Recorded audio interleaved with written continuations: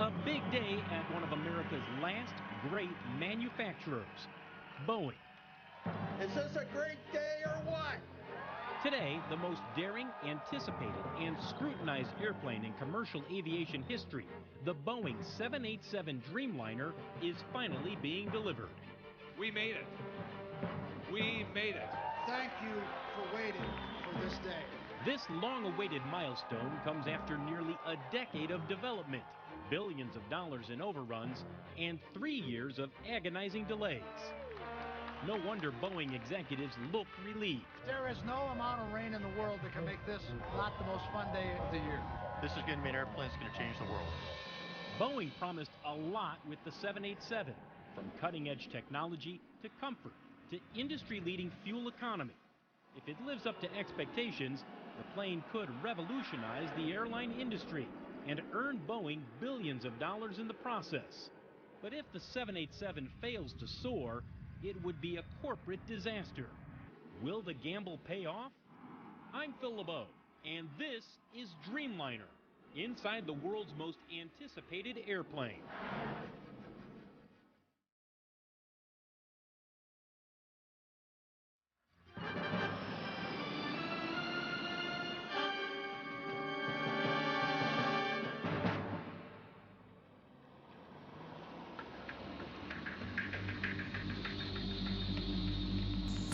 It's close to midnight, and Boeing workers are scrambling to bring another 787 together. Do you have some wire cutters on you?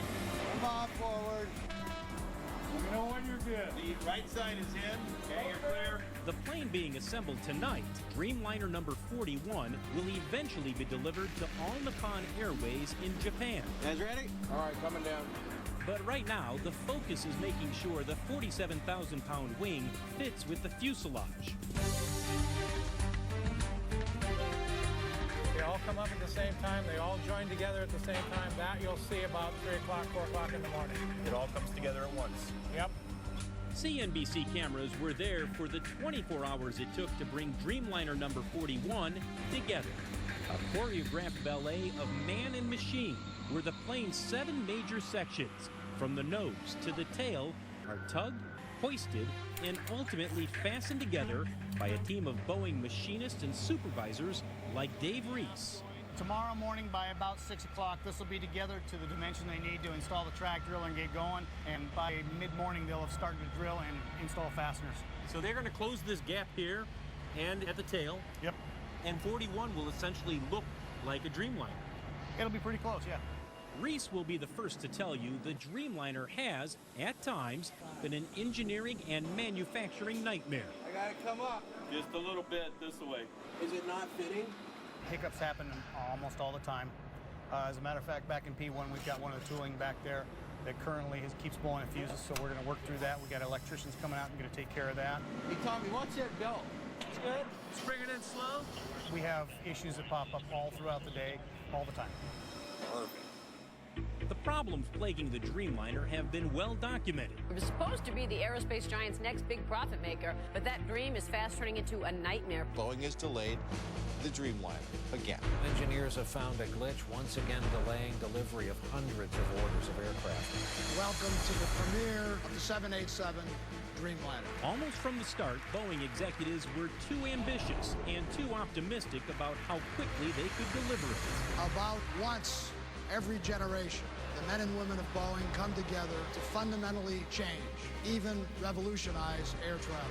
In fact, when Boeing CEO Jim McNerney unveiled the mid-size widebody in 2007, he insisted the Dreamliner would be ready to fly on time, even though the plane behind him was actually an empty shell, assembled with temporary fasteners and missing key parts. Like all airplane programs, this will be a scramble till the end, but we have employees that get up at 4 in the morning and go to bed at 2 in the evening who are committed to making it happen, and that's what it takes. McNerney says the Dreamliner will radically change what we expect in a commercial airplane. For the plane's 250 passengers, vaulted ceilings, softer lighting, bigger windows, and larger overhead compartments. For pilots, a state-of-the-art flight deck. But what makes this plane so revolutionary is something you can't see. About half of the 787 is made of carbon fiber composite, a material that includes plastic, and yet is 4 times stronger and 40% lighter than aluminum, the material traditionally used to build airplanes. As a result, Boeing promises the Dreamliner will use 20% less fuel than comparable planes, a huge potential savings considering jet fuel is an airline's biggest expense. Is 20% the difference between profitability and losing money for some airlines? Absolutely. If you're an airline that depends on these mid-size wide bodies, it can make all the difference. But the promise of the 787 has been overshadowed by a maddening series of delays. Keep going, you got a long ways to go. For decades, Boeing has built most of its planes in the Seattle area, but not the Dreamliner. To save money and share some of the financial risk, Boeing decided to outsource nearly 70% of the plane's production to a virtual United Nations of partner suppliers from Italy, Japan, Korea, the UK, France, and other countries. Some of the biggest pieces made by suppliers, like the fuselage and wings, are loaded into an enlarged 747 known as the Dreamlifter, then flown into Seattle for final assembly.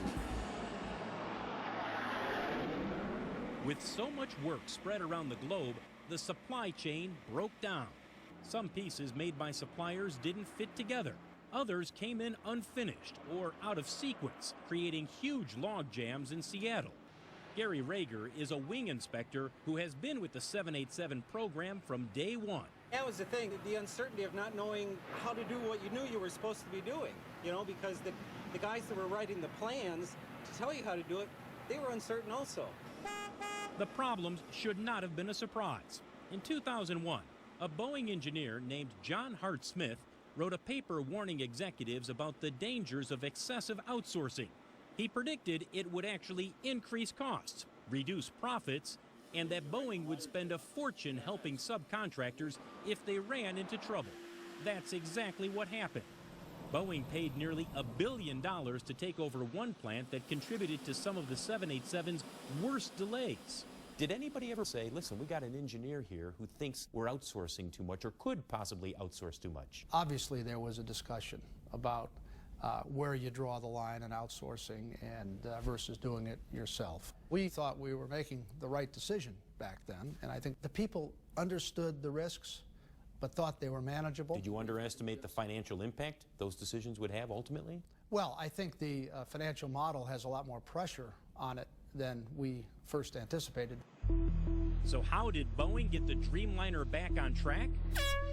In large part, it was due to this man, Pat Shanahan. A year ago, we were disassembling the horizontal to do some engineering rework. In 2007, the career Boeing executive was given a monumental order: fix the Dreamliner. A year ago, you would have been working on this horizontal stabilizer? Well, we would have been taking it apart. Literally rebuilding it. Rebuilding it. Shanahan's first action: flush out the problems with suppliers. Did you ever stop and say to yourself, this is nuts? This is not how you efficiently build an aircraft. Well, we knew it was inherently inefficient. I mean, we really understand what efficient looks like, and that's the way the supply chain was designed. Did some of our partners not have the capability we needed? In some cases. Some of the biggest problems came from some of the smallest parts, the tens of thousands of fasteners used to hold the plane together. When the wings first arrived from Japan on airplane number 1, you knew you had a fastener that wasn't going to stand because they would paint it red. That told you it was temporary. Almost all the fasteners were red. Some of the suppliers didn't do the proper preparation, so we had to remove thousands and thousands of fasteners and rework the airplane right here. You had to double work. You had to take it out and then double work, sometimes even in. triple work, and I think that's where it was just really frustrating. One problem that threatened to put the entire program on hold had nothing to do with suppliers, a potentially serious structural flaw. During a critical test like this, in which the wings are bent to their most extreme limits, Boeing engineers saw something alarming. Layers of their revolutionary composite material began to pull apart. But after months of study, engineers found a way to reinforce the wing without having to redesign it. We have two titanium fittings that we put along a giant rib in order to reinforce the wing and add strength. Okay. And it was as simple as that. As simple as that, but it was key. We didn't have to stop the line. We didn't have to do a major redesign. It could have been a showstopper. The 787 team has seen plenty of potential showstoppers, and they've been costly. It's estimated Boeing has spent between $17 and $23 billion developing and building the Dreamliner. Was it a waste?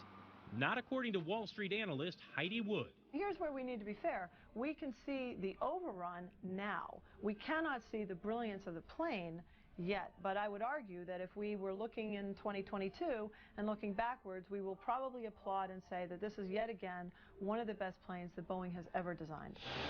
So far, 56 customers have ordered more than 800 Dreamliners, the most successful launch of a new commercial plane in Boeing history, and a leg up on its chief rival, Airbus. But some analysts say Boeing will have to sell 1,000 planes before it recoups its investment. Still, Wood insists the 787 will prove to be a lucrative plane for decades to come. The 787 is without a doubt going to be a game changer. Every airline quickly realized what happens if their competitors are flying the 787, what is going to happen to their passengers. That is why there was such a thundering demand for the plane, and it was like dominoes. I know it's raining, but is this cool or what?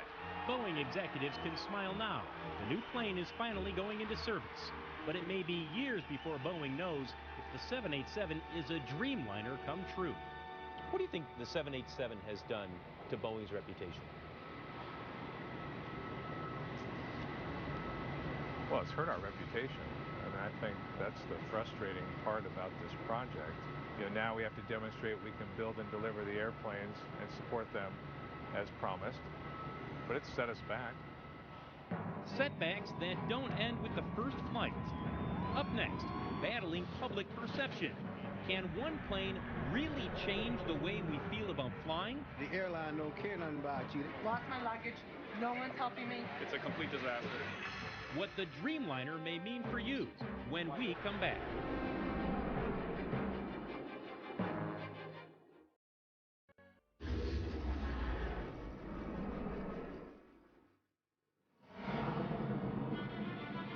Boeing 001 Heavy Control is verified squawking 4717. December 15th, 2009. Now.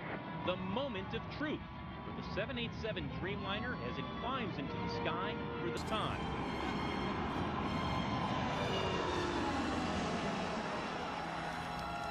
The day is overcast, but the maiden flight is picture perfect to Boeing executives. To see that thing move along was just exciting. And then when it lifted off, it was just fantastic. This is the first of more than 1,000 test flights for the Dreamliner. For the next 20 months, a fleet of 6 will be put through a grueling menu of abuse. From dragging the tail on the ground to slamming on the brakes, to enduring hundreds of stalls to see how well it recovers. LaPont 78, turn left heading 07. Pilots wrench the controls to make the wings shudder and land the plane in 35-mile-an-hour crosswinds severe enough to close most airports. On the ground, they're literally frozen to minus 45 degrees, then baked to 115, and frozen again. The way I would think Siberia would be. Definitely cold. The goal? To ensure the plane flies safely and reliably. But with the 787, Boeing is promising something more, something dramatic, to change the very way it feels to fly. So when you walk in here, first thing I notice is it's wide open. Yeah, I hope so. That's what we want you to notice. We want Boeing's Blake Emery has spent nearly a decade studying what people want from the moment they step aboard. The main thing we're after as someone crosses the threshold is to have a psychological break from everything that went before. The parking, the traffic, the security lines, the rushed sense of trying to make your plane. So we walk in here and you want us to have a different feeling. Exactly. Back there. Emery took us through the cabin to explain some of the psychology behind the 787's design. We think a lot of your perception inside the airplane is based on how you perceive the width of the airplane literally at your eye level. And so we do everything we can to push the width of the airplane out at that level. It doesn't enter into your thinking consciously, but it enters into your thinking unconsciously. This is the Dreamliner Gallery, where airlines choose their seats, galleys, even lavatories. All part of outfitting a brand new plane designed to make you feel better in the air. The windows are 65% bigger, intended to give passengers a better view of the horizon. Forget the plastic shades. These windows dim at the touch of a button. There's soothing, multicolored lighting that gradually adjusts to change the mood on long flights.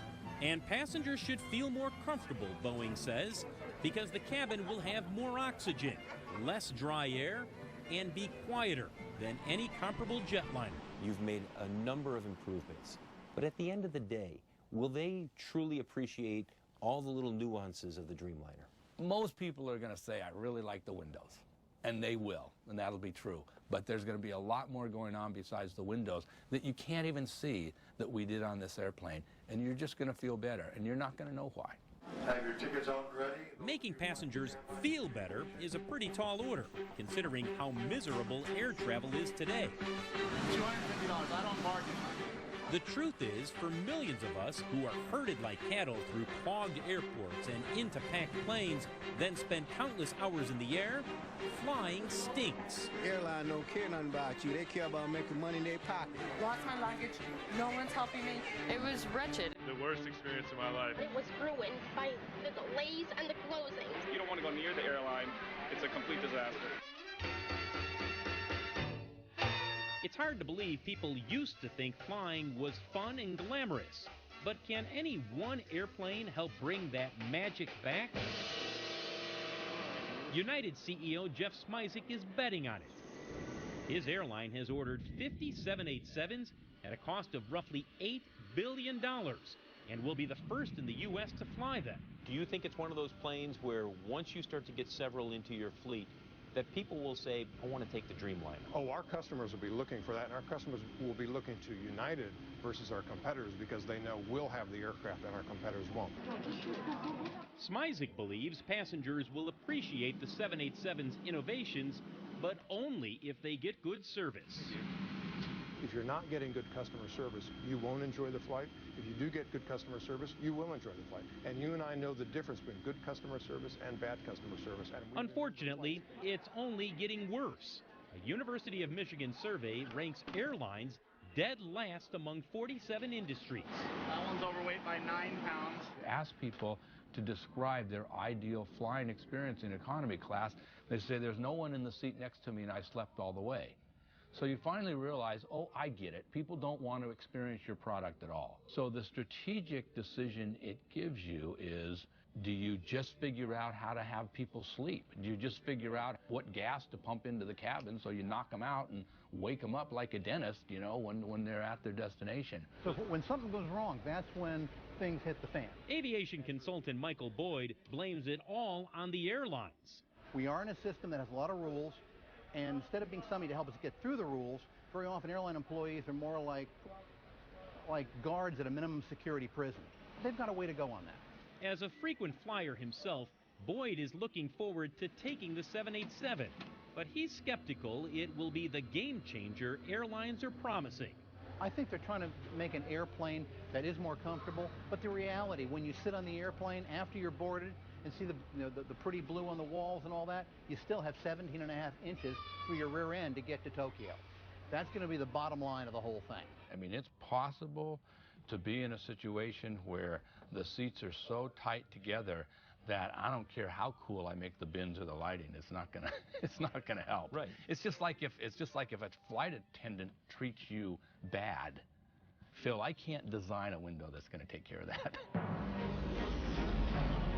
Some of Boeing's newest planes have no windows at all. Up next, a tiny warplane that fights without weapons, or a pilot. When we come back.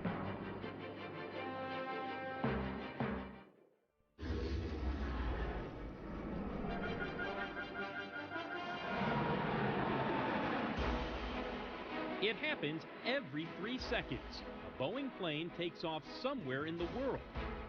At any given moment, nearly 500,000 people are flying in one. But there's another Boeing plane that doesn't carry a single passenger. The Scan Eagle weighs less than a packed suitcase, costs roughly $100,000, and is the new darling of Boeing's $32 billion a year defense division. Some of Boeing's most important defense research is done here in Oregon's Columbia River Gorge, home to a free-spirited defense contractor named Charlie Guthrie. Harebrained ideas come from all corners of the company, and many of those really pan out. Guthrie is Chief Technology Officer at In Situ, the Boeing subsidiary that makes the Scan Eagle. Okay, so commonality, interchangeability, and he spent most of his career developing weapons, but the Scan Eagle doesn't carry any. It's a drone, what the military calls an unmanned aerial vehicle, or UAV.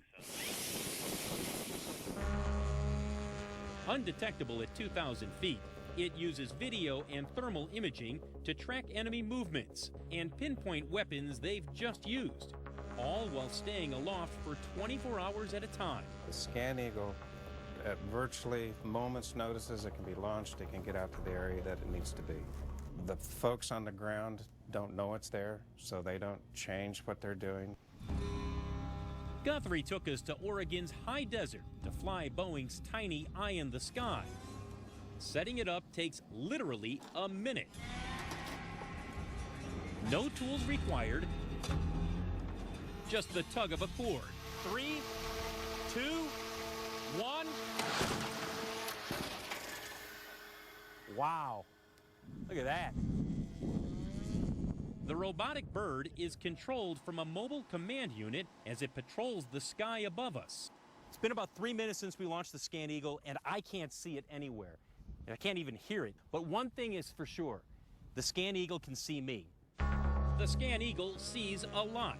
At any given time, there are nearly 24 of them over hotspots like Iraq, Afghanistan, and Libya. U.S. Navy SEALs used it to help rescue Captain Richard Phillips from Somali pirates in 2009. Thanks, guys. Thank you very much.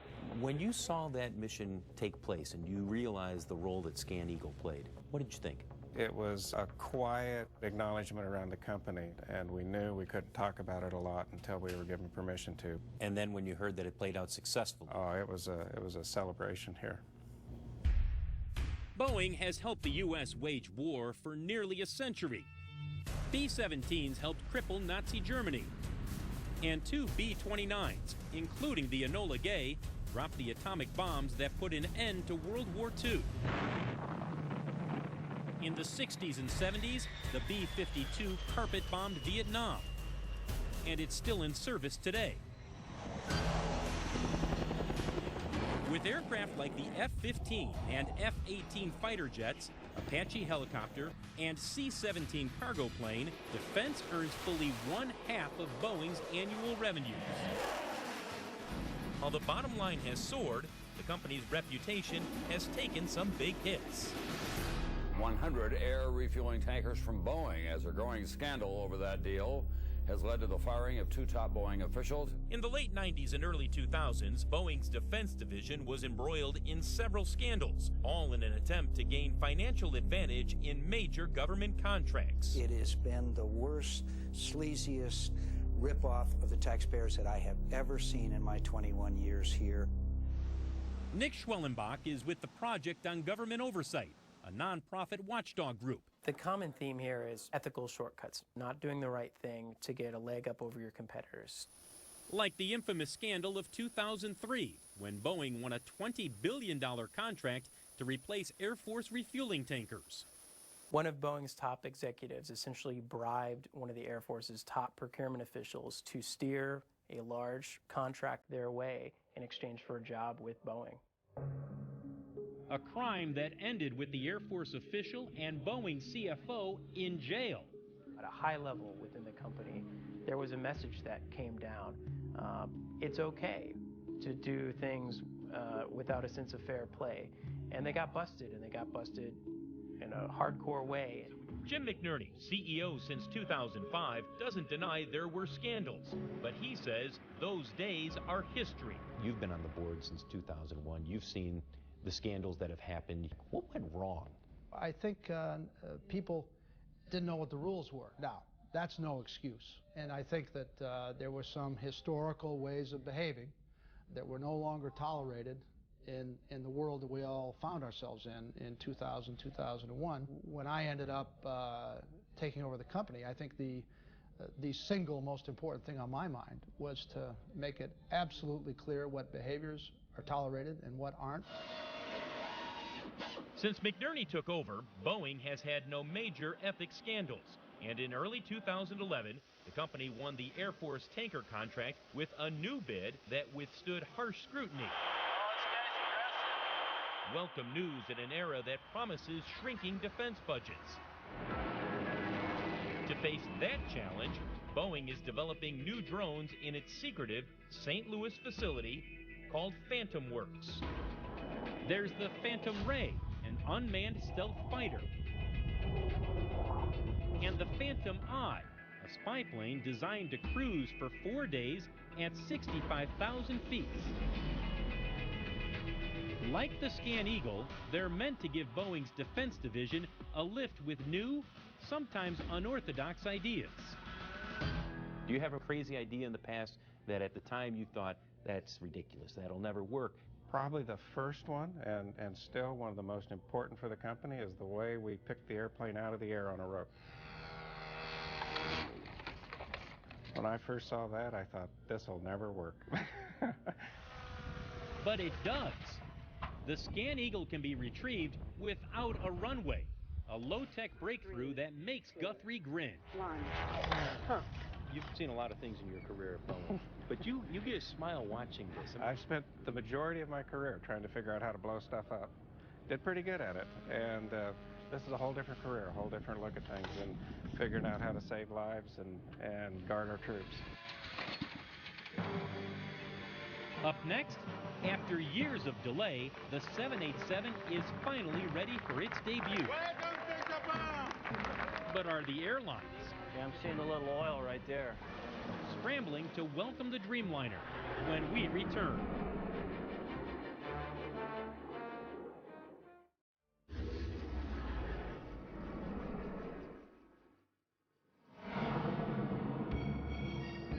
"6 a.m. on a sweltering July morning, and nearly 1,000 people are gathered at Tokyo's Haneda Airport waiting for a glimpse of the newest star to hit Japan. Hold upon 78, contact Tokyo. The celebrity isn't someone on board, it's the plane itself. The all-new Boeing 787 Dreamliner, arriving in Japan for the very first time. Welcome to Japan! At the controls, a veteran captain named Masayuki Ishii, who can't believe the crowd waiting for him. After landing, I saw so many people taking a picture for us. I was really touched. I was really moved. This must be a once in my life experience. The scene repeats across Japan, in cities like Osaka and Nagoya. Wherever the plane lands, hundreds cram rooftops and line fences, waiting for hours to greet the new plane. When I grow up, I want to be a pilot. But the Dreamliner isn't here just for show. The plane, at this point still experimental, is here for a week-long, 24-hour-a-day dress rehearsal. All Nippon Airways, or ANA, is the first customer in line waiting to receive the 787. And this is its first chance to put the plane through its paces before Boeing hands over the keys. During this exhaustive tour, ANA will fly in and out of airports around the country and practice servicing the plane around the clock. As Boeing mechanics and engineers share their know-how with the plane's future owners. See, they've already fixed it. You see how this is? The tour is also part photo op. But the smiles and handshakes can't hide the fact the plane is late. 3 years late. ANA was banking on all the customers and fuel savings the plane was supposed to deliver starting back in 2008. That leaves Boeing executive Jim Elbaugh performing some delicate diplomacy with ANA CEO Shinichiro Ito. We acknowledge that we're late on this airplane, and we know that we've had an impact on ANA. And as a result, we've made an accommodation, and we don't discuss the details of any settlement that we might have. Back in 2004, ANA wasn't even sure it wanted the 787. It questioned whether a plane made primarily out of carbon fiber composite could withstand the daily beating. Boeing sales director Joe McAleer recalls an alarming conversation with ANA's chief engineer. He was concerned about what we call ramp rash in the industry, the interaction between baggage carts and catering trucks and sides of airplanes. His main concern was whether the airlines would be able to detect and repair these small dings and dents. ANA is an extraordinarily technically competent airline, and if they weren't going to endorse composites in our new airplane, it's highly unlikely anybody else was. To win over skeptical engineers at ANA, Boeing sent them a piece of carbon fiber composite like this and told them to have at it with a hammer. After repeated attempts, they couldn't even make a dent. It's official. Just a few months later, ANA ordered 50 Dreamliners. The largest launch order in history. Although the sticker price at the time was $120 million each, it's believed ANA received a substantial discount, perhaps as much as 50%.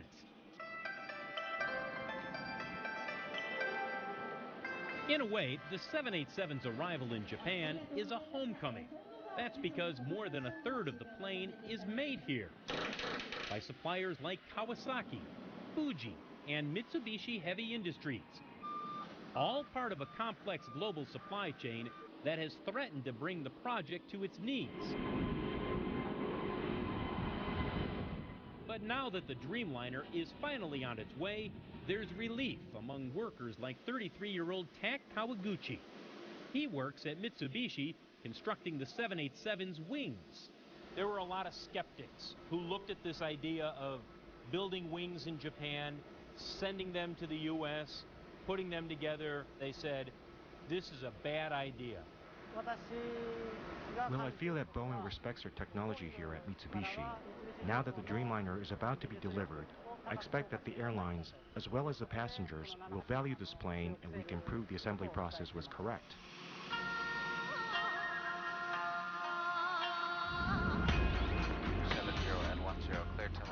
Days later at Nagoya Airport, Kawaguchi and hundreds of his co-workers get a chance to see the Dreamliner up close for the very first time. It's a moment Kawaguchi's waited years for. And when he finally sees it, he's blown away. Like a proud parent, he delights in every detail, even the lavatory.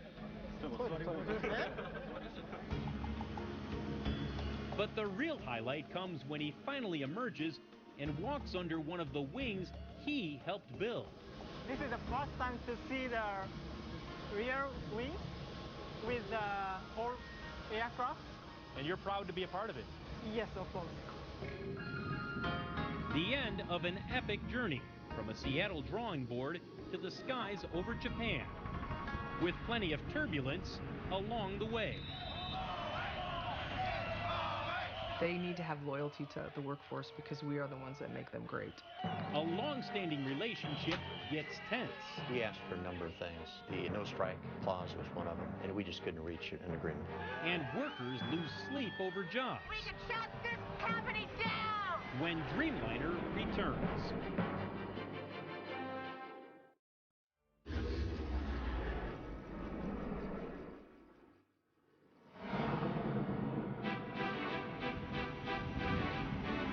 Moving day, and one of the oldest planes at Boeing is getting a new lease on life. The 747-8 the newest and largest version of the company's iconic jumbo jet, is taking off for the first time.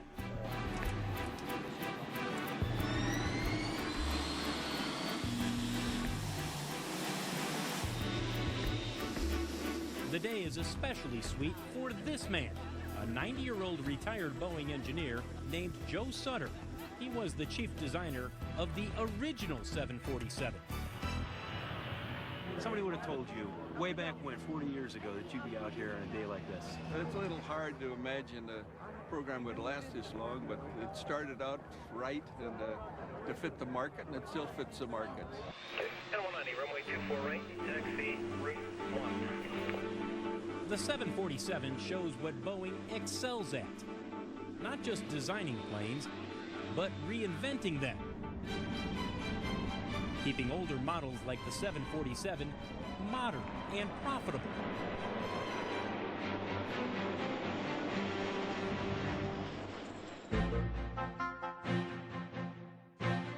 I always say there's no such thing as a routine test flight. Dennis O'Donohue is Boeing's chief test pilot. Today we'll intentionally fly outside the envelope of the airplane. O'Donohue's role is key to updating the 747, an expensive undertaking, but still a bargain compared to creating a completely new model. He puts the plane through a series of severe maneuvers. I'd like to move on to doing the roller coaster. Tossing engineers into near weightlessness. Okay, here comes a little bit of a push. Comes a little bit of a pull. It's phenomenal to come back at this point in a development program and have no issues with the airplane. It's ready to go fly right now. Test flights, rollouts, and deliveries are milestones in Seattle. Moments of pride passed down from one generation to another. The story of Boeing is one of amazing feats of engineering, but it's also the story of the people who build the planes. Workers like Dina Bartman, who have Boeing in their blood. Boeing was in my family. My dad worked there, my mom worked there, they both retired. My sister worked there, and it was, you get hired at Boeing and you have a career. Bartman is one of 80,000 Boeing workers here in Seattle.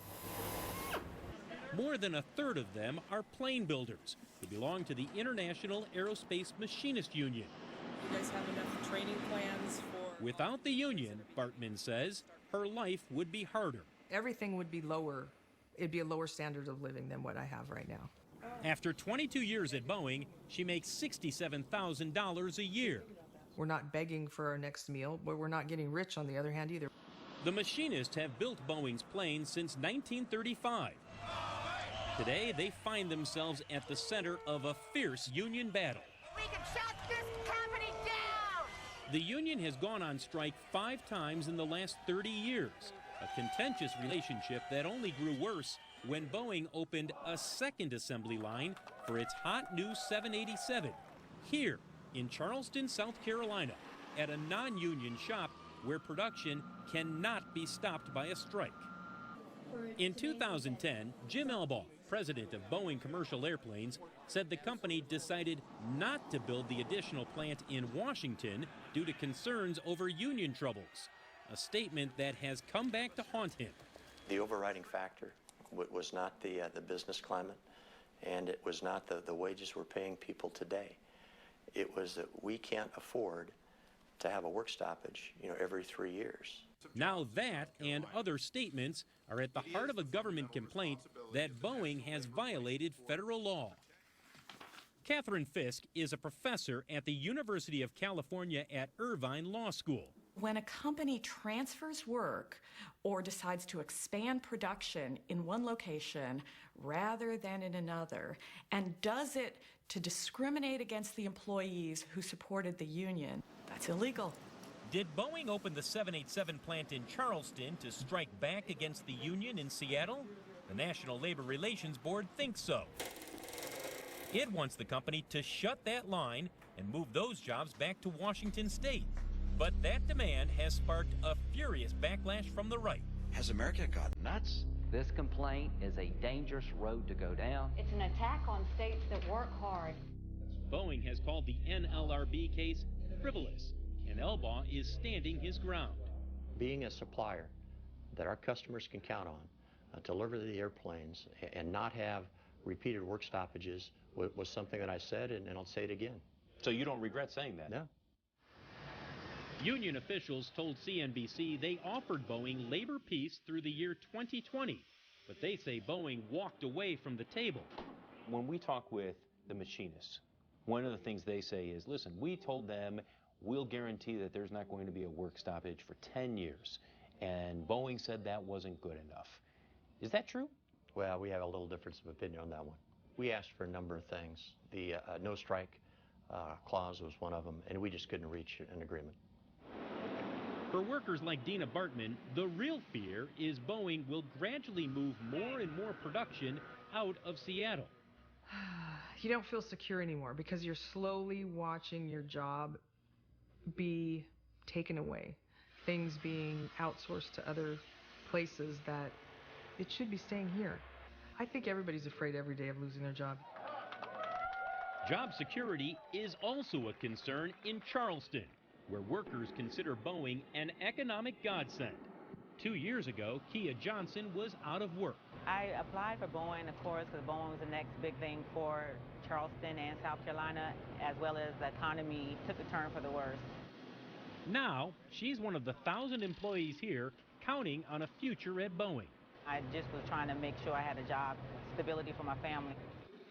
The case may take years to resolve. However it turns out, it will touch thousands of workers, affect dozens of airlines, and involve billions of dollars. In this business, the margin of error can be as thin as the air at 40,000 feet. And even when a gamble pays off big, as the new 787 Dreamliner may, it's often measured in painful lessons learned, deadlines missed, budgets blown, all in pursuit of a gleaming jetliner for a new generation. It's gratifying that we got the product right. I think what got underestimated was the ability to do it. You were too ambitious. Yeah, I think that's the story. I think we reached too far. My mother called me up once and said, well, what's it like working on the 787? And I told her it's like being in a rodeo. If you don't mind getting your ribs broken and your lungs crushed, it's a hell of a ride. And this has been a hell of a ride. I'm Phil LeBeau. Thanks for watching.